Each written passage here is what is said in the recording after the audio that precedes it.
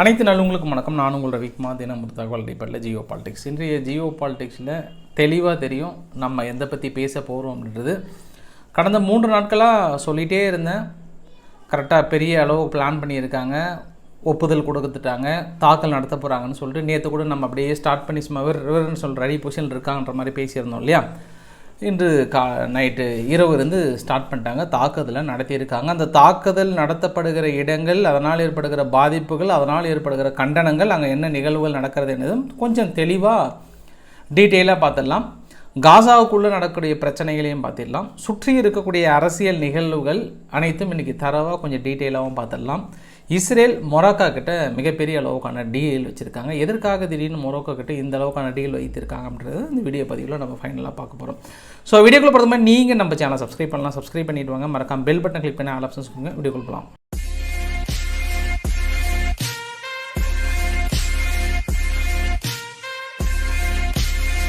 வீடியோக்குள்ளே போகிறதுக்கு முன்னாடி நேற்றைய வீடியோ பதிவு என்னாச்சுன்னா கொஞ்சம் இல்லை, நிறைய லேட் ஆகிடுச்சு. ஆக்சுவலாக வீடியோ மோடு அவங்க எடுக்கும்போது என்ன பண்ணிட்டாங்க, வேறு மோடு எடுத்துட்டாங்க. அதனால் ஹெச்டி போர்ஷன் நான் மாற்றி அதை கன்வெர்ட் பண்ணி வெளியிடுறதுக்குள்ளே இந்த மாதிரி தலையே வெடிச்சு மாதிரி டென்ஷன் ஆகிடுச்சு. அச்சோ அப்படின்னு சொல்லிட்டு எப்படியாவது வெளியிடணுன்றதுக்காக நேற்று ஒரு அடிச்சு பிடிச்சி கடைசியில் ரொம்ப லேட் ஆகிடுச்சு. இதுக்கப்புறம் அது மாதிரிலாம் ஆகாது அப்படின்னு நினைக்கிறேன் நான். ஒன்று ரெண்டாவது என்ன அப்படின்னா, நம்ம சப்ஸ்கிரைபர் ஒருத்தர் வந்து காசா மருத்துவமனைக்குள்ளார டாக்டராக வந்து ஒர்க் பண்ணிகிட்ருக்கிறார் அப்படின்ற ஒரு மெசேஜ் வந்து மெயில் பண்ணார். ஒரு சில விஷயங்கள் நான் அவங்ககிட்ட வந்து கேட்டிருக்கேன்.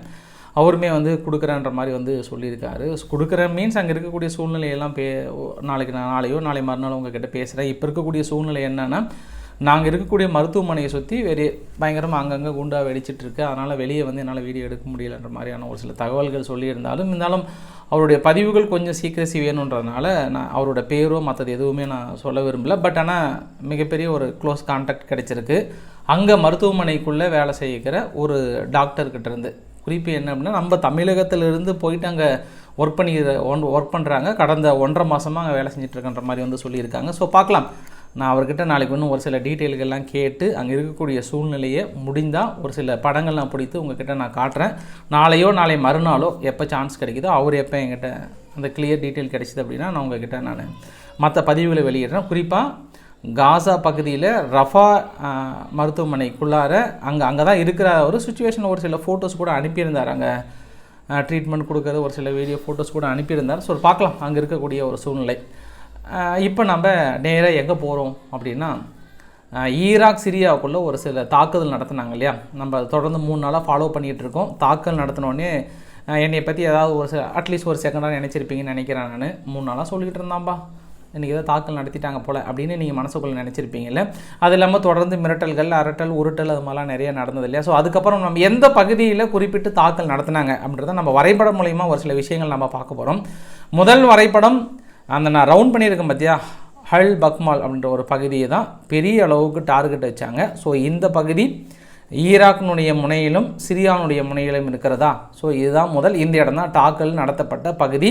எங்கேருந்து இந்த தாக்குதலை முன்னெடுத்தாங்கன்னா, லெபனான்லேருந்தே எடுத்தாங்க, சிரியாவில் அவங்க இருக்கக்கூடிய பேஸ்லேருந்து எடுத்தாங்க. சரி, அந்த பகுதியை இன்னும் கொஞ்சம் நம்ம கிளியராக பார்க்கணும் அப்படின்னா, இந்த வரைபடங்கள் எங்கெங்கே கொடுத்துன்னா, அந்த ரவுண்ட் பண்ணியிருக்குல்ல இந்த இடத்துலலாம் தாக்குதல், அதாவது ஆயஸ், டயர் இசோர், அப்புறம் வந்து மயதின், அபு காமல், அப்புறம் ஹல்குவாம், அல் சிக்கிகாக். ஸோ இந்த பகுதி அதாவது ஈராக்லேயும் சிரியாவில் இருக்கக்கூடிய நிலைகள், சிரியாவில் இருக்கக்கூடிய நிலைகள் அதிகம்.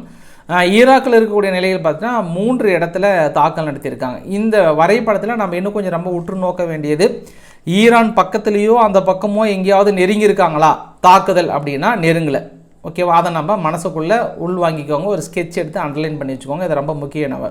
சரி, குறிப்பாக இந்த பகுதியில் அவங்க எந்தெந்த இடத்துல தாக்குதல் வச்சாங்கன்னா, அடுத்த வரைபடம் டயர் இசோர், ஹல் மயதின், அந்த பக்மேல், அந்த இதுதான் மெயின் ரூட். அது பார்த்தது அந்த மெயின் பாத்தில் இருக்கக்கூடிய அந்த ரவுண்ட் இருக்கக்கூடிய அவங்களுடைய முக்கியமான ஹெட் குவார்ட்டர்ஸில் நாங்கள் தாக்குதல் நடத்தி ஓரளவுக்கு முடிச்சுட்டோன்ற மாதிரி அமெரிக்க தரப்பில் சொல்லி இருக்காங்க. ஸோ அடுத்த வரைபடங்கள் என்ன சொல்ல வருது அப்படின்னா, அதே தான் சொல்ல வருது, தாக்கல் நடத்தப்படுகிற மிக முக்கியமான வரைபடங்கள். அடுத்து நான் இன்னொன்றையும் காட்டுறேன். நான் இன்னொன்று ரவுண்ட் பண்ணிக்கிற பகுதியை பார்த்துக்கோங்க. இந்த தாக்குதல் நடக்கும்போது அதே சமயத்தில் 2 ரெசிஸ்டன்ஸ் வந்து தாக்கல் நடத்தியிருக்காங்க. ஒன்று ஈராக்கில் இருக்கக்கூடிய ஹெஸ்புல்லா வந்து என்ன பண்ணிட்டாங்கன்னா அமெரிக்க நிலைகள் மீது ஒரு தாக்குதலை நடத்தியிருக்காங்க. அதாவது எர்பில் அப்படின்ற ஒரு பகுதியில். ஆக்சுவலாக ஒரு நாளைக்கு முன்னாடி தான் ஹவுதிகள் என்ன சொன்னாங்கன்னா, குறிப்பாக ஈரானில் இருக்கக்கூடிய ஹவுதிகள் கொஞ்சம் நாங்கள் தாக்கல் நடத்தலைன்ற மாதிரி வந்து சொன்னாங்க. பட் ஆனால் இன்றைக்கி தாக்குதலை நடத்திட்டாங்க. சரி, அவங்க தான் அப்படின்னாங்கன்னா ஈராக் ரெசிஸ்டன்ஸ் என்ன பண்ணிட்டாங்கன்னா இன்றைக்கி அமெரிக்க பேசன் அல்-டனஃப் அப்படின்ற ஒரு பேஸும் green village in Syria. So இந்த 2 பகுதியில் அமெரிக்காவுடைய நிலைகள் இருக்கிறது. அந்த நிலைகள் மீது நாங்கள் ட்ரோன் தாக்குதலை நடத்தியிருக்கிறோம். ஸோ அவங்க எங்கள் பகுதி நடத்துகிறாங்க அப்படின்னாங்கன்னா நாங்கள் பதில் தாக்கல் தொடக்க தானே செய்வோம். இதில் என்ன சந்தேகம் உங்களுக்கு இருக்கிறது அப்படின்ற அளவுக்குலாம் வந்து சொல்லியிருக்காங்க. அப்படின்னா இந்த தரப்பு, அதாவது ஈராக்கில் இருக்கக்கூடிய ரெசிஸ்டன்ஸ் ஏதாவது இல்லை சிரியாவில் இருக்கக்கூடிய ஈரான் ரெசிஸ்டன்ஸ் யாராவது ஏதாவது பயந்தாங்களா அப்படின்னாங்கன்னா எதுவுமே பயப்படல. ஸோ இவங்களும் நாங்கள் பதில் தாக்கல் நடத்துகிறோம்னு சொல்லியிருக்காங்க. இதில் ஒரு குறிப்பு என்ன அப்படின்னா, இவங்களோட டார்கெட் எல்லாமே என்ன சொன்னாங்கன்னா, முக்கியமாக ஃபஸ்ட்டு ஈரான் பேஸில் இருக்கக்கூடிய ஈரான் பார்டரில் இருக்கக்கூடிய பகுதிகளில் தாக்கல் நடத்துவாங்க அப்படின்ற மாதிரிலாம் பெருசாக எதிர்பார்த்தாங்க. அமெரிக்கா தரப்பில் இருந்தும் குறிப்பாக அதாவது ஹவுஸ் ஸ்பீக்கர்னு சொல்லுவாங்க, ஹவுஸ் ஸ்பீக்கர் கூட இந்த மாதிரி டைலாக்லாம் சொன்னார். இந்த தாக்குதல் நடத்தலைன்னொடனே பைடனை பெரிய அளவுக்கு சித்தரிக்க ஆரம்பிச்சிட்டாங்க. என்ன மாதிரி அப்படின்னா, தலையில் குல்லா போட்டுக்கிட்டு இப்ராஹிம் ரெய்சி இருக்கிறார் இல்லையா, ஈரானுடைய பிரதமர் இப்ராஹிம் ரெய்சி அவர்கள் இருக்கிறார் இல்லையா, அவர் மாதிரி பாதி போட்டுட்டு பைடன் வந்து ஈரான் மெம்பராகவே மாறிட்டார் அப்படின்ற மாதிரிலாம் சொன்னாங்க. சரி, என்னப்பா எதுக்காக இப்படிலாம் சொல்கிறாங்க அப்படின்னு பார்த்தோன்னா, தாக்கல் நடத்துறதுக்கு முன்னாடியே ஒரு வாரமாக ஒரு ஐடென்டிஃபிகேஷன் எல்லா மீடியாவிலையும் வந்து அவுட் பண்ணிட்டாரு. இது மாதிரி நாங்கள் தாக்கல் நடத்த போகிறோம், கொஞ்சம் அலர்ட்டாக இருந்துக்கோங்க அப்படின்ற மாதிரிலாம் வந்து சொல்லிட்டாரு. சரி, அலர்ட்டாக இருங்கன்னு சொன்னால் மட்டும் அடுத்தது ஈரான் பக்கத்துலேயோ இல்லை ஈரான் பார்டர் ஒட்டிய ஏதாவது நெருங்கினாங்களா அப்படின்னா நெருங்கலையே. காரணம் என்ன? பயம். அந்த அளவுக்கு வந்து ஈரானுக்கு பாசமான ஒரு நாடுகளாக மாறி இருக்காங்க. நாங்கள் இது கொஞ்சம் கூட நாங்கள் இதை ஏற்றுக்கவே இல்லை அப்படின்ட்டு அமெரிக்காவுடைய ஹவுஸ் ஸ்பீக்கர் வந்து கடும் கண்டனத்தை தெரிவிச்சிருக்கிறாங்க. இந்த தாக்குதலுக்கு மிக முக்கியமான காரணம் யார்? நிதி அறிவிக்கிறதா இருக்கட்டும் இல்லை ட்ரோன் கொடுக்கறதா இருக்கட்டும், யாருன்னு சொன்னீங்க?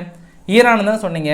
அப்புறம் ஏன் நீங்கள் ஈரானுக்கு இதுக்கு சம்மந்தமே இல்லாத மாதிரி எங்கேயோ ஓடி வந்து இந்த பக்கம் நீங்கள் தாக்கல் நடத்துறீங்க அப்படின்ற ஒரு கேள்விகளை கேட்டு பைடன் தரப்புக்கு ஒரு நெருக்கடி கொடுக்குறாங்க. சரி, ஏன் இந்த நெருக்கடிக்கான காரணம் என்ன அப்படின்னா, அவர்களுடைய எண்ணம் என்றால் எப்படியாவது ஈரான் மீது தாக்கல் நடத்த வேண்டும், அதனால் ஒரு பரபரப்பு கிளப்ப வேண்டும், மீண்டும் பொருளாதார ரீதியாக கொஞ்சம் அடி வாங்கிச்சு அப்படின்னா எலெக்ஷனில் ட்ரம்ப் அவர்களுக்கு கொஞ்சம் சாதகமாக அமைஞ்சிடும். ஸோ அதற்காக இதை எதிர்பார்த்துட்டு இருக்காங்க. பைடனும் வெற்றி. நம்ம நேற்று இதை பற்றி பேசணும்ல, ஈரான் மீது தாக்கல் நடத்த மாட்டாங்க, இந்த உள்பகுதியில் மட்டும்தான் ஒரு 4-5 கொஞ்சம் தாக்கல் நடத்திட்டு வெற்றி அப்படின்னு சொல்லுவதற்கான வாய்ப்புகள் இருக்குன்னு நம்ம பேசணும்ல. ஆனால் அதேமாரி தாக்கல் நிறைய நடத்தியிருக்காங்க, இழப்புகள் இருக்குங்க. அதை பற்றி நம்ம பேச போகிறோம். நம்ம அதற்கு முன்னாடி என்ன சொல்லிட்டாங்கன்னா, ஈராக் மீடியாவில் என்ன சொல்கிறாங்கன்னா, இது வந்து ISIS வந்து இந்த தாக்குதலை தனக்கு சாதகமாக எடுத்துப்பாங்க. இதை எடுத்துக்குவாங்க அப்படின்னாங்கன்னா பாப்புலர் மொபிலைசேஷன் ஃபோர்ஸஸ், இந்த பாப்புலர் மொபிலைசேஷன் ஃபோர்ஸஸ் வெஸ்டர்ன் அன்பார் அப்படின்ற ஒரு பகுதியில் கொஞ்சம் இவர்களும் சேர்த்து தனக்கு சாதகமாக்கி மற்ற ரெசிடென்ஸ் மீது தாக்கல் நடத்த ஆரம்பிச்சிட்டாங்க அப்படின்ற மாதிரி சொல்லியிருக்காங்க. ஸோ சிம்பிளாக நம்ம என்ன புரிஞ்சுக்கணும், உலகத்துக்கு என்ன சொல்ல வராங்க அப்படின்னா, ISIS வந்து அமெரிக்காவோட கூட்டு சேர்ந்து அவங்களும் தாக்கல் நடத்துகிறாங்க. ஸோ இவங்க தீவிரவாதங்களுக்கு ஆதரவு கொடுக்குறாங்கன்ற மாதிரி வந்து சொல்ல வராங்க, அவ்வளோதான். சரி, இதை இப்போ அமெரிக்கா தரப்பில் என்னென்ன விளக்கங்கள் கொடுக்குறாங்க அப்படின்னாங்கன்னா, டிஃபென்ஸ் தரப்பில் லாய்டு ஜே அஸ்டின் அவர்கள் என்ன சொல்லியிருக்காங்கன்னா, நாங்கள் இந்த தாக்குதலை முன்னெடுத்திருக்கோம் ஈராக் அண்ட் சிரியா நிலைகள் மீது. குறிப்பாக எங்களோட தாக்குதல் எதற்காகனா, ஜோர்டனில் இருக்கக்கூடிய எங்களுடைய வீரர்கள் மீது தாக்கல் நடத்தியிருக்காங்க. அது இல்லாமல் எங்களுடைய இதெல்லாம் SSSYYY அப்படின்னு போட்டுக்கோங்க, அது பெரிய வசனம்லாம் இருக்குது. அதை முடிச்சுட்டு மெயினான ரீசன் என்ன அப்படின்னா, ரெவல்யூட்டரி கார்டு IRGC மீதும் சிரியா மீதும் ஈராக் மீதும் எங்களுடைய முக்கிய டார்கெட் 85 டார்கெட் நடத்தியிருக்கோம். 85 டார்கெட்டில் எங்களுடைய இலக்குகள் வெற்றி அடைஞ்சதா அப்படின்னா அது கொஞ்சம் ஓரளவுக்கு வெற்றி அடைஞ்சிருக்கு. இன்னும் இதுக்கான தாக்குதலும் தொடர்ந்து போயிட்டுருக்குன்ற மாதிரி சொல்லியிருக்காங்க. இந்த தாக்குதல் நடத்தப்பட்ட நேரம் ஜஸ்ட் ஃபஸ்ட்டு நாங்கள் ஸ்டார்ட் பண்ணும்போது 1/2 hour தான் அப்படின்னு ஜான் கெர்பி அவர்கள் வந்து சொல்லியிருக்காங்க. இந்த தாக்குதலுக்கு மிக முக்கியமாக ஜோர்டனுடைய நிலைகளை பயன்படுத்தியிருக்கிறது அமெரிக்கா. குறிப்பாக டவர் 22 பகுதியில் தான் தாக்கல் நடத்தியிருக்கிறது. ஜோர்டனும் வெளிப்படையாக கூறியிருக்கிறார்கள், அமெரிக்காவிற்கு எங்களது பரப்பை, அதாவது பேஸை வந்து மிலிட்ரி பேஸை ஒதுக்குவதில் இல்லை எந்த மாற்று கருத்துமே இல்லைன்னு சொல்லியிருக்காங்க. அப்போ ஈரான் தரப்புலையும் இந்த ரெசிஸ்டன்ஸ் தரப்புலையும் என்ன ஒரு உறுதிமொழி எடுத்திருக்காங்கன்னா, இனி நம்மளோட பிரதான எதிரி ஜோர்டனையும் நம்ம லிஸ்ட்டில் சேர்த்திக்கலாம் அப்படின்னு சொல்லியிருக்காங்க.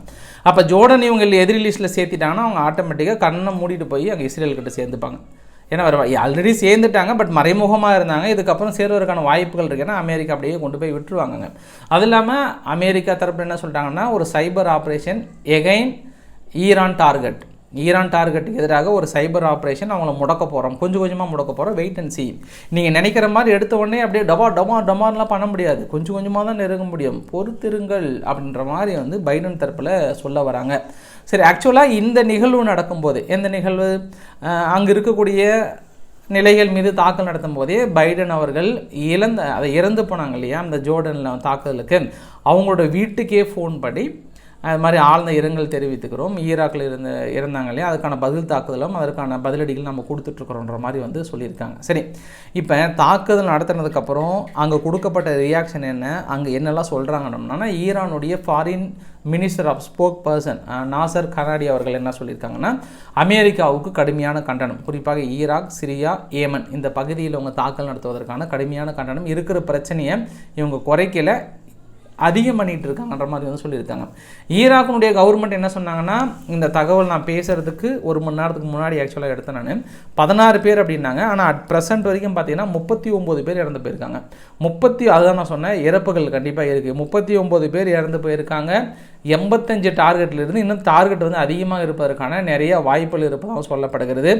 ஈரான் தரப்பில் கடுமையான கண்டனம், வெளியுறவுத்துறை அமைச்சர் அப்துல்லையனாக இருக்கட்டும் இல்லை ஈரானாக இருக்கட்டும் கடுமையான கண்டனங்களை தெரிவித்திருக்கிறார்கள். இது முழுக்க வந்து வேறு விதமாக கொண்டு போயிட்டு இருக்காங்க, இவங்க இருக்கிறதே இல்லீகல், இங்கே தாக்கல் நடத்துறதுக்கு எங்கள் மீது தாக்கல் நடத்த இவங்க எய்ம் பண்ணுறாங்கன்னா நடக்கட்டும்ன்ற அளவுக்கு வந்து சொல்லியிருக்காங்க. ஸோ தொடர்ந்து ஈரான் தரப்பிலிருந்து பெரிய மிரட்டல்கள் விடுபட்டு கொண்டே இருக்கிறது. அமெரிக்கா தரப்புலேருந்து ஒரு கேப் விட்டு வச்சுட்டே இருக்கிறாங்க. ஸோ இதுதான் அங்கே இருக்கக்கூடிய கள நிலவரம் என்பது இதுதான். ஸோ தாக்கல் நடத்தியிருக்காங்க. மேபி இன்று இரவு இன்னும் கொஞ்சம் எக்ஸ்டெண்ட் பண்ணுவதற்கான வாய்ப்புகள் இருக்குது. அப்படி இருக்கும் பட்சத்தில் ரொம்ப பிரச்சனை, ரொம்ப நெருக்கடியான சூழ்நிலை இருக்கும்போது நாளைக்கு ரவிக்குமார் ஆர்கே சேனலில் கொஞ்சம் முடிஞ்சால் நான் சீக்கிரமாக அப்டேட் பண்ணுறேன் இருக்கக்கூடிய சூழ்நிலைகள். ஏன்னா நாளுக்கு நாள் கொஞ்சம் பிரச்சனை அதிகமாக தான் இருக்குன்னு நம்ம சொல்ல முடியும். அதே போல் நம்ம இஸ்ரேல் இருக்கக்கூடிய காசாவுடைய நிலைமையும் மற்ற சூழ்நிலையும் பார்க்கும்போது ஜெர்மனியினுடைய வெளியுறவுத்துறை அமைச்சர் அனலினா பர்போக் அவர்கள் வந்து தொடர்ந்து இஸ்ரேல் பெரிய அளவுக்கான மிலிட்டரி அஃபென்சிவ் ரஃபா பகுதியில் நிகழ்த்திட்டு இருக்காங்க.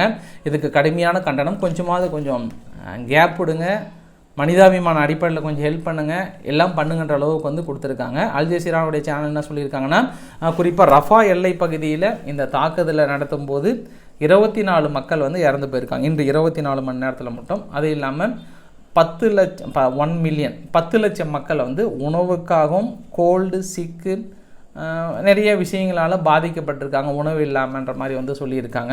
இதில் இன்னொரு விஷயம் என்னென்னா, இன்று இறப்புகள் ஃபைனலாக 27,238 பேர் காசாவுக்குள்ளாரையும் பாலஸ்தீனத்துக்குள்ளாரையும் சேர்த்து வந்து இறந்து போயிருக்காங்கன்ற மாதிரி வந்து சொல்லியிருக்காங்க. குறிப்பாக இன்னொரு விஷயத்தை என்ன சொல்கிறாங்கன்னா, இன்டர்நேஷ்னல் கோர்ட் ஆஃப் ஜஸ்டிஸ் இஸ்ரேலுக்கு ஆர்டர் கொடுத்து 1 வாரம் ஆச்சு, அதை பற்றி கண்டுக்கவே இல்லை, தொடர்ந்து தாக்குதல் கொஞ்சம் கூட குறையவே இல்லை, அதே தாக்குதல் நடத்திட்டு இருக்காங்க. இன்டர்நேஷ்னல் கோர்ட் ஆஃப் ஜஸ்டிஸ் உத்தரவு கொடுத்ததுக்கப்புறம் குறிப்பாக கொல்லப்பட்டது பார்த்திங்கன்னா 1000 பேர்த்தை வந்து கொண்டிருக்காங்க. இது வந்து கடுமையான கண்டனங்களை தெரிவித்துக்கிறோம். குறிப்பாக ரெட் கிரசன்ட் வந்து கொஞ்சம் கூட அதாவது அவங்க கூட உதவி செய்ய முடியாத அளவுக்கு வந்து பண்ணியிருக்காங்கன்ற மாதிரி வந்து சொல்லியிருக்காங்க. இதில் நேற்று என்ன ஒரு பெரிய பிரச்சனை அப்படின்னா, நேற்று இந்த ரஃபா பகுதிக்குள்ளே தாக்கல் நடத்தும் போது என்னென்னா, பெல்ஜியத்தினுடைய தூதரக பில்டிங் ஒன்று இருந்திருக்கு, அதன் மீது ஒரு தாக்கல் நடத்திட்டாங்க. அதனால் பெல்ஜியத்தினுடைய தூதரக தரப்பாக என்ன பண்ணாங்கன்னா, அங்கே பெல்ஜியம் வந்து இஸ்ரேலினுடைய வெளியுறவு தூதரகத்தை கூப்பிட்டு கண்டனம் தெரிவிச்சிருக்கிறாங்க, விளக்கங்கள் கேட்டிருக்காங்க. ஏன், எதுக்காக எங்களது தூதரகத்தை நீங்கள் தாக்கல் நடத்திருக்கீங்கன்ற ஒரு விளக்கங்களை கேட்டிருக்காங்க. ஸோ பொறுத்திருந்து பார்க்கலாம். ஹமாஸ் தரப்பில் திடீர்னு என்னென்னா, சின்வார் அவர்கள் வந்து சரி ஒரு சில கைதிகளை நம்ம கொஞ்சம் சேஞ்ச் பண்ணிக்கலாமா, வார் நிறுத்தம் அப்புறம் இருக்கட்டும், கொஞ்சம் நம்ம குறைச்சிக்கலாம் கைதியை அப்படின்ற மாதிரி வந்து ஓகே சொல்வதாகவும், சுற்றி இருக்கக்கூடிய மற்ற லீடர்லாம் இல்லை வேண்டாம் முழுமையாக நிறுத்தினா தான் கொடுக்கணுன்ற மாதிரி அவங்களுக்குள்ளேயே ஒரு சில கான்ட்ராவர்சி வந்துடுச்சு அப்படின்ற மாதிரி வந்து பத்திரிகைகள் எழுதியிருக்காங்க. இந்த பத்திரிகைகள் வந்து அல் ஜசீராவில் சொல்லியிருக்காங்களான்னா அல் ஜசீராவில் சொல்லலை, வேறு ஒரு பத்திரிகைகள் CNN தான் வந்து சொல்லியிருக்காங்க. அதே போர்ச்சுகல் வந்து என்ன பண்ணியிருக்காங்கன்னா 1 மில்லியன் யூரோஸ் UNRWக்கு அடிஷ்னலாக ஃபண்டு கொடுக்குறாங்க. குறிப்பாக 1 மில்லியன் யூரோஸ் வந்து அடிஷ்னலாக எதுக்காக கொடுக்குறாங்கன்னா, சமீப காலமாக எல்லாம் மேஜரான நாடுகள் எல்லாமே நிறுத்திட்டாங்க இல்லையா, அதனால் நாங்கள் இப்போ கொடுக்க வேண்டிய நிர்பந்தத்தில் இருக்கிறோம், வேறு வழி இல்லைன்ற மாதிரி வந்து சொல்லியிருக்காங்க. அதே சமயத்தில் இஸ்ரேல் வந்து இன்னொரு விஷயத்த சொல்லிட்டாங்க. இங்கே பாருங்கள், மேலே லெபனான் இருக்காங்கல்ல, லெபனானுக்கு கெட்ட காலம் நெருங்கிருச்சு. கேலட் அவர்கள் சொல்கிறது. நாங்கள் வந்து காசா கிட்ட கூட ஒப்பந்தத்தை நிறுத்துவோம், போர் நிறுத்த நிறைய வாய்ப்புகள் இருக்குது. ஆனால் லெபனான்கிட்டலாம் நிறுத்தவே மாட்டோம். யார் என்ன சொன்னாலும் சரி, தாக்குதல் நடத்தியே தீர்வோம், அதற்கான அவங்க பிறவி பலன்களை அடைந்தே தீர வேண்டும் என்று சொல்லியிருக்காங்க. என்னமோ தெரியல, கோட்டசாமி ரொம்ப டென்ஷன் ஆகிறாரு. யார்? இஸ்ரேலுடைய டிஃபென்ஸ் மினிஸ்டர் ரொம்ப டென்ஷன் ஆகிறாரு. கோட்டசாமி கூல்டவுன் கோட்டசாமினா கூட ஒரு அடங்கலை. நான் போய் தாக்குதல் நடத்திட்டு தான் வருவேன்ற ரொம்ப தெளிவாக இருக்கிறாரு. ஸோ பார்க்கலாம். அதை விட இன்னொரு ஹைலைட் என்ன அப்படின்னா, இன்றைக்கி UNRWA என்ன பண்ணிட்டாங்க, நோபல் ப்ரைஸுக்காக நாமினேட் பண்ணியிருக்காங்க ஒரு 2-3 பேர்த்த. இவங்க தான் நோபல் ப்ரைஸ் வாங்குவதற்கு தகுதியான நபர்கள் அப்படின்னோடனே அவனே இஸ்ரேல் தரப்பில் இருக்கக்கூடிய எக்ஸ்தலத்தில் என்ன போட்டிருக்காங்கன்னா, நீங்கள் வந்து நாமினேட் பண்ணலாம், பின்லேண்டை கூட நாமினேட் பண்ணலாம், ஒன்றும் பிரச்சனை இல்லை, நல்ல வேளை அவர் அவைலபிளாக இல்லை, இருந்தீங்கன்னா அவர் பேரை கூட நீங்கள் கொடுத்துருப்பீங்க அப்படின்ற மாதிரி வந்து சொல்லியிருக்காங்க. இந்த ஒரு ஒற்றை வரியில் இருக்கக்கூடிய டைலாக் என்ன சொல்ல வராங்க இஸ்ரேல் அப்படின்னா, UNRWA மூலிமா ஃபேக்கல்ட்டிஸ் எல்லாமே ஹமாஸுக்கு இணையை வச்சு எங்கள் மீது தாக்கல் நடத்திட்டு இதில் வந்து அமெரிக்கான நோபல் பரிசு கேட்குதோ அப்படின்ற மாதிரி சொல்லியிருக்காங்க. ஸோ அந்த ஃபேக்கல்ட்டிஸை ஒசாமா பின் லேடனோட இணைச்சி வந்து தனது ட்விட்டர் எக்ஸலத்தில் வந்து சொல்லியிருக்காங்க. ஸோ பார்க்கலாம். அமெரிக்காவும் திடீர்னு என்ன பண்ணிட்டாங்க, தனது ஆயுத சேல்ஸில் கொஞ்சம் களமிறங்கியிருக்காங்க. அடுத்து நைஜீரியாவுக்கு என்ன பண்ணிட்டாங்க, 1 பில்லியனுக்கான வைபர் அட்டாக் ஹெலிகாப்டருக்கான சேலுக்கு ஒப்புதல் கொடுத்துருக்காங்க. திடீர்னு நைஜீரியாவுக்கு இப்போதைக்கு நிலைமைக்கு, ஏன்னா நைஜரில் இருக்கக்கூடிய பிரச்சனை, அது இல்லாமல் நைஜர் வந்து கொஞ்சம் பர்கினோ ஃபேஷோவாக இருக்கட்டும், இல்லை மாலியாக இருக்கட்டும், தொடர்ந்து ஒரு குரூப்பாக இருக்கிறதுனால இப்போதைக்கு இந்த பக்கம் நைஜீரியாவுக்கு கொடுத்துருக்காங்க. ஏன்னா ஏற்கனவே அமெரிக்கா சொல்லிகிட்டே இருந்தாங்க, நைஜீரியா நீ என்ன பண்ணுவே தெரியாது, தாக்கல் தொடுக்கணும்னு சொன்னோன்னே அவங்க கொஞ்சம் ஹோல்டு பண்ணிட்டே இருக்கிறாங்க. இப்போதைக்கு அட்டாக்கிங் ஹெலிகாப்டர்லாம் கொடுத்து கொஞ்சம் ஊசி பேத்தி வச்சுருக்கிறாங்க. ஸோ பொறுத்திருந்து பார்க்கலாம். அடுத்து என்ன, இந்த ரெட்சி கடல் பகுதி இருக்கு இல்லையா, இந்த ரெட்சி கடல் பகுதியில் மிக முக்கியமாக ஃப்ரான்ஸினுடைய ஷிப் இருக்கு இல்லையா, CMA இன்டர்நேஷ்னல் ஷிப்பிங், இவங்க வந்து லார்ஜஸ்ட், அதாவது ஃப்ரான்ஸில் இருக்கக்கூடிய மிகப்பெரிய நிறுவனம். நாங்கள் நிறுத்திட்டோம், அவ்வளோதான், கம்ப்ளீட்டாக நாங்கள் நிறுத்த போகிறோம், வேறு வழி இல்லை, ரொம்ப பதற்றமான ஒரு சூழ்நிலை இருக்குதுன்னு இருக்காங்க. ஸோ ரெட்சி கடல் பகுதியில் இன்று கூட எமினி ஹவுதிகள் என்ன சொல்லியிருக்காங்கன்னா, எங்கள் தாக்குதல் நிச்சயம் நாங்கள் நடத்த போகிறோன்னு இருக்காங்க. அதற்கு அமெரிக்கா தரப்பில் என்ன சொன்னாங்கன்னா, மல்டிபிள் ட்ரோன், ஹவுதிகள் வந்து நிறைய ட்ரோன் தாக்குதல் எங்கள் மீது ட்ரை பண்ணாங்க, அனைத்துமே சுட்டு வீழ்த்திட்டோம், ரொம்ப ஒரு பதற்றமான ஒரு சூழ்நிலை இருக்கிறது, தொடர்ந்து தாக்குதல்களை முறியடித்து கொண்டிருக்கிறோம், அவருடைய நிழல்கள் கூட எங்கள் மீது படவில்லை அப்படின்ற ஒரு தகவல்களை இந்த இடத்துல லைட்டில் சொருவி இருக்கிறாங்க. ஸோ ரெட்சி கடல் பகுதியில் அது பதற்றமான அதே சூழ்நிலை இருக்கிறத நம்ம எதிர்பார்க்கலாம். நம்ம குறிப்பு என்னென்னா, யூரோப் யூனியனில் பார்லிமெண்ட், அதாவது பிரேசில் இருக்குது, பெல்ஜியத்தில், இந்த பார்லிமெண்ட்டில் ஒரு நாளைக்கு முன்னாடியே சொன்னால் நிறைய விவசாயிகள் எல்லாமும் ஒன்றா வெளியே கூடி பெரிய அளவுக்கான போராட்டத்தை முன்னெடுத்தாங்கன்ற மாதிரி சொன்னோம் இல்லையா. இன்றைக்கி கண்ணீர் புகைக்குண்டுகளை வீசி அதை வந்து கலைப்பதற்கான பெரிய அளவுக்கான முயற்சிகளை மேற்கொண்டிருக்காங்க. நம்ம காலையில் ரவிக்குமார் கே சேனலில் கூட பேசணும். ஜெர்மனியில் போராட்டம் அனௌன்ஸ் பண்ணிட்டாங்க, ஹங்கேரியில் அனௌன்ஸ் பண்ணிட்டாங்க, போலந்தில் இன்னும் கொஞ்சம் ஸ்ட்ராங்காக அனௌன்ஸ் பண்ணியிருக்கிறாங்க. ஸோ தொடர்ந்து யூரோப்பியனில் போராட்டங்கள் வலுத்து கொண்டே இருக்கிறது. பட் அங்கே இருக்கக்கூடிய மக்களோட இயல்பு வாழ்க்கை பாதிக்கிறதா என்றால் இயல்பு வாழ்க்கை பாதிக்கவில்லை என்று நம்ம சப்ஸ்கிரைபரே வந்து கமெண்டில் லீவ் பண்ணி இருந்தாங்க.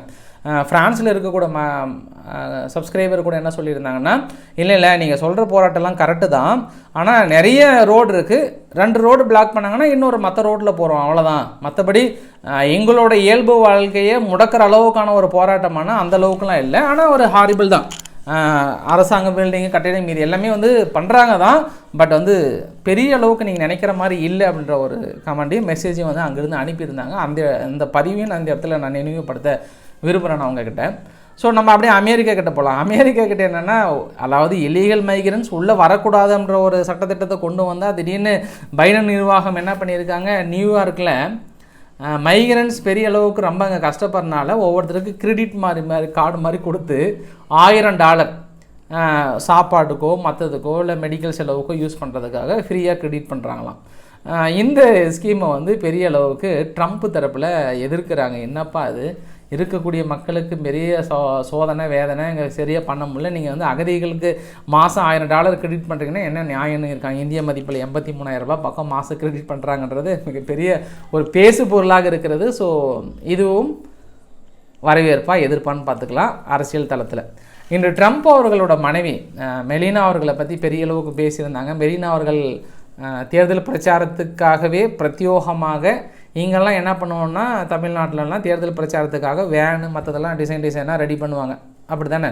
அங்கே என்ன பண்ணிட்டாங்கன்னா, வேனுக்கு வரக்கூடிய ஆட்களுக்கு டிசைனாக மேக்கப்புக்குன்னு ஆள் ரெடி பண்ணியிருக்காங்க. மெலினா அவர்களுக்கு $3,17,000 அளவுக்கு, அதாவது 2.5 கோடிக்கு மேலே அளவுக்கான மதிப்பில் அவங்கள மேக்கப்புக்குன்னே ஒரு ஆளை வந்து செலக்ட் பண்ணியிருக்காங்களாம். முடிந்த அளவுக்கு ரொம்ப அழகாக காட்டுங்க ட்ரம்ப் பக்கத்தில், ஆனால் சாதாரண ஆள் கிடையாதுன்ற மாதிரி சொல்லியிருக்காங்க. இருந்தாலும் மேக்கப்புக்காக இந்த அளவுக்கு செலவான்னு கொஞ்சம் ஷாக்கிங்காக தான் இருந்தது நம்மளுக்கு. ஸோ இப்போ நம்ம உக்ரைன்கிட்ட ஒரு சில விஷயங்களை போய்ட்டு நம்ம வீடியோ முடிக்க வேண்டிய தருணம். குறிப்பாக ரஷ்யா என்ன பண்ணியிருக்காங்க, ஒன் ஆஃப் த டெரரிஸ்ட் நாடு யார் அப்படின்னா அது உக்ரைன் தான். ஏன்னா என்றைக்கு இந்த மாதிரியான தாக்கலை முன்னெடுக்கிறாங்களோ நாங்கள் டெரரிஸ்ட் நாடுன்ற அளவுக்கு வந்து நாங்கள் முத்திரை குத்திட்டோன்ற அளவுக்கு சொல்லியிருக்காங்க. அதே போல் ரஷ்யாவை என்ன பண்ணிட்டாங்கன்னா, எங்களோட அடுத்த டெக்னாலஜியான S-550 ஏர் டிஃபென்ஸ் சிஸ்டம் இது மிகப்பெரிய அளவுக்கு சக்ஸஸ் பண்ணியிருக்கும். இது வந்து ஸ்பேஸ் டார்கெட்டாக இருக்கட்டும், இல்லை targeting spacecraft, ballistic missiles and hypersonic target, இது எல்லாமே கிளியராக துல்லிய தாக்குதல் வான்லேயே முடிச்சிருவோம். ஹைப்பர்சோனிக் மிசைல்ஸே நாங்கள் தாக்கல் நடத்திடுன்ற அளவுக்கு சொல்லியிருக்காங்கன்னா இது மிகப்பெரிய ஒரு திருப்புமுனை தான். பார்க்கலாம் இது போர்க்களத்தில் போயிட்டு எந்த அளவுக்கு சக்ஸஸ் ரேஷியோ காட்டுறாங்களோ அதுதான். பட் ஆப்போசிட் தரப்பில் இன்ன வரைக்கும் யாருமே ஹைப்பர்சோனிக் அளவுக்கு யாரும் யூஸ் பண்ணலை. பட் இருந்தாலும் ரஷ்யா கிளைம் பண்ணியிருக்காங்க இந்த S-550யோட மிகப்பெரிய அட்வான்ஸ் டெக்னாலஜியை நாங்கள் கண்டுபிடிச்சிருக்கின்ற மாதிரி சொல்லியிருக்காங்க. போலந்து தரப்பில் திடீர்னு ஒரு மனம் மாற்றம். டூசா அவர்கள் அங்கே போயிட்டு வந்ததுக்கப்புறம் என்ன சொன்னார்னா, எனக்கு என்னமோ கிரீமியா பகுதியை மீட்க முடியாது, வேணும்னா அந்த லுகான்ஸ்கோ டானக்ஸ் பகுதியெல்லாம் இருக்கு இல்லையா, அதை வேணால் மீட்டிருக்கலாம் அப்படின்னோடனே சொன்னோடனே கொஞ்சம் இஸ்ரேல்னு வருது பாருங்கள். உக்ரைன் தரப்பில் ஏன் இந்த மாதிரி அவநம்பிக்கையாக பேசுகிறேன்ற மாதிரி வந்து பேசப்பட்டது. ஸோ ஃபைனலாக அந்த வீடியோவோட நிறைவு பகுதிக்கு முன்னாடி ஒரு விஷயத்தை நான் உங்ககிட்ட ஏற்கனவே சொல்லியிருந்தேன். நான் இஸ்ரேல் மொரோக்கோ கிட்ட மிகப்பெரிய அளவுக்கான டீல். மொரோக்கோ என்ன பண்ணிட்டாங்க, தனது நிலப்பகுதியில் இஸ்ரேலுக்காக ஒதுக்குறாங்க, அங்கே வான் பாதுகாப்பெல்லாம் செட் பண்ணுறாங்க, மிலிட்ரி ட்ரீலிங் செட் பண்ணுறாங்க, மொரோக்கோவில் இருக்கக்கூடிய மிலிட்ரிஸுக்கெல்லாம் பெரிய அளவுக்கான ட்ரைனிங் கொடுக்குறாங்க, மொரோக்கோவில் போயிட்டு இஸ்ரேலுடைய மிலிட்ரியை டெப்ளாய் பண்ணுறாங்க. திடீர்னு இப்போ இந்த நேரத்தில் இந்த அளவுக்கான அவசியத்துக்கான காரணம் என்ன அப்படின்னு பார்த்தோன்னா, முதல்ல வரைபடத்தில் பாருங்கள். ஆக்சுவலாக மொரோக்கோ கூட நார்மலாக ரிலேஷன்ஷிப் எப்போ ஏற்படுத்தியிருந்தாங்கன்னா 2020 மொரோக்கோவும் இஸ்ரேலும் ரிலேஷன்ஷிப் ஏற்படுத்தியிருந்தாங்க. எகிப்துக்கிட்ட 79, சூடான்கிட்ட 2020, ஜோர்டான்கிட்ட 1994, பக்ரைன் கிட்ட 2020, UAE கிட்ட 2020. ஸோ இதில் மொரோக்கோ மட்டும் என்ன அப்படின்னா, மொரோக்கோவுக்கு பக்கத்தில் மத்திய தரைக்கடை பகுதி இருக்கு இல்லையா, ஆக்சுவலாக இங்கே உள்ளே வரக்கூடிய கப்பல்கள்லாம் இருக்குல்ல, நான் இன்னொரு வரைபடத்தில் பார்க்கும்போது உங்களுக்கு தெளிவாக இருக்கும். இந்த வரைபடத்தில் 2 விஷயங்கள் உங்களுக்கு காட்டலாம். ஒன்று என்ன அப்படின்னா, அந்த மத்திய தரைக்கடல் பகுதியில் இந்த கப்பல்கள் எல்லாம் உள்ளே வரும்போது அல்ஜீரியாவாக இருக்கட்டும், இல்லை பக்கத்தில் இருக்கக்கூடிய லிபியாவாக இருக்கட்டும், இது 2த்துல என்ன பிரச்சனைனா, ஈரானுடைய ரெவல்யூட்டரி கார்டு கொஞ்சம் ட்ரைனிங் கொடுத்து வச்சுருக்காங்க நிறைய கிளர்ச்சியாளர்களுக்கு. ஏற்கனவே ஒரு வார்னிங் கொடுத்துருந்தாங்க, உள்ளே வரக்கூடிய ஏதாவது கப்பல் இஸ்ரேலுக்கு கொண்டு போகும் பட்சத்தில் நாங்கள் தாக்கல் நடத்துவோம் அப்படின்னு சொன்னாங்க. அப்போ ஃப்யூச்சரில் என்ன பிரச்சனை வரும் அப்படின்னா, அந்த இடத்துல பெரிய படைகள் வந்து நாளைக்கு இன்னும் தாக்கல் நடத்தும் பட்சத்தில் நம்ம மொரோக்கோவிலேருந்து இது முறியடிக்கணுன்றதுக்காக மொரோக்கோ கிட்ட மிகப்பெரிய ஒரு அக்ரிமெண்ட் டீல் இப்போ அவசரமாக போட்டு அடுத்த கட்ட நடவடிக்கையில் இறங்கியிருக்காங்க. மத்திய தரைக்கடல் பகுதியில் ஈரானுடைய முயற்சியை முறியடிப்பதற்காக இஸ்ரேல் மொரோக்கோவுடன் மிகப்பெரிய ஒரு திட்டத்தில் இறங்கியிருக்கிறது. குறிப்பாக அல்ஜீரியா பகுதியில் இருக்கட்டும், லிபியாவில் இருக்கக்கூடிய அந்த கிளர்ச்சியாளர்கள், குறிப்பாக ஈரானுக்கு ஆதரவு பெற்ற கிளர்ச்சியாளர்கள் மீது எதிராக எடுக்கப்படுகிற நடவடிக்கைக்கு ஆதாரமாக கூட நம்ம எடுத்துக்கலாம். நம்ம ஸோ நிறைய பகுதியில் ஒன்று தான் இந்த ஒரு வீடியோ பதிவு பார்த்துக்கோங்க. பயங்கரமான வரவேற்பு, சுற்றி அப்படியே கிளாப் பண்ணுறாங்களா, சாதிச்சிட்டாருங்க. இந்த உலகத்தில் யாருமே இல்லாத ஒரு சாதனையை படைச்சிருக்கிறார். என்ன தெரியுமா, ஆப்பிளினுடைய விஷன் இருக்குல்ல, அதை கண்ணுக்குள்ளே வச்சுக்கிட்டு பார்க்குற மாதிரி ஒன்று விஷன் வந்து இப்போ இன்ட்ரொடியூஸ் பண்ணாங்க இல்லையா, 3.5K 3500K இந்திய மதிப்பில் ஒரு 3 லட்ச ரூபாய் பக்கம் வருது, 2,90,000 பக்கம் வருது. இதை வந்து முதல் நபராக வாங்கிட்டாராம். சுமார் 3 லட்சம் மதிப்புள்ள அந்த விஷனை வந்து வாங்கியிருக்கிறார் என்ற பெருமையை தட்டி சென்றதுனால அவருக்கு மிகப்பெரிய பாராட்டு அளித்திருக்கிறது. ஃபைனலாக பாகிஸ்தானுடைய முன்னாள் பிரதமர் இம்ரான்கான் அவர்கள் மீது மேலும் ஒரு 4 வருட சிறை தண்டனை. இந்த சிறை தண்டனை எதுக்கு அப்படின்னா, தன்னுடைய மனைவிக்கும் சேர்த்து தான். குறிப்பாக அந்த மனைவியோட முன்னாள் காதலர் என்ன பண்ணிட்டாரு, எங்ககிட்ட முறையாக விவாகரத்து பண்ணாமல் கல்யாணம் பண்ணி குடும்பம் நடத்தியிருக்கிறார் அப்படின்னா இந்த ரிலேஷன்ஷிப் வந்து தவறு, இந்த மாதிரியான ரிலேஷன்ஷிப்பு முன்னுதாரணமாக இருக்கக்கூடாது அப்படின்னு போடு. சரி சொல்லிட்டியா, அதுக்கு ஒரு 4 வருஷம், ஏற்கனவே ஒரு 10, அதுக்கப்புறம் ஒரு 17, இந்த ஒரு 21 வருஷ சிறை தண்டனையை வந்து கொடுத்து எவ்வளோ கொடுக்க முடியுமோ அந்த அளவு கொடுத்துட்டே இருக்கிறாங்க. இவர் முடக்கணும்னு நினைக்கிறாங்க. என்னுடைய கெஸ்ஸிங் இவர் ஜெயிச்சிருவார் அப்படின்னு தான் தோணுது. இவங்க அடக்க ஒரு வளர்ந்துருவார்னு தோணுது. இன்றைக்கு ஓரளவுக்கான தகவல் ஐ திங்க் ஓரளவுக்கு டீட்டெயிலாக கவர் பண்ணிவிட்டேன். மிஸ் ஆன தகவல் நாளைக்கு ரவிக்குமார் ஆர்கே சேனலில் நம்ம பார்த்தலாம். நம்ம பிடிச்சிருந்தால் லைக் பண்ணுங்கள், ஃப்ரெண்ட்ஸுக்கு ஷேர் பண்ணுங்கள், சப்ஸ்கிரைப் பண்ணுங்கள் ரவிக்குமார் சோம்பு சேனல். நன்றி, வணக்கம்.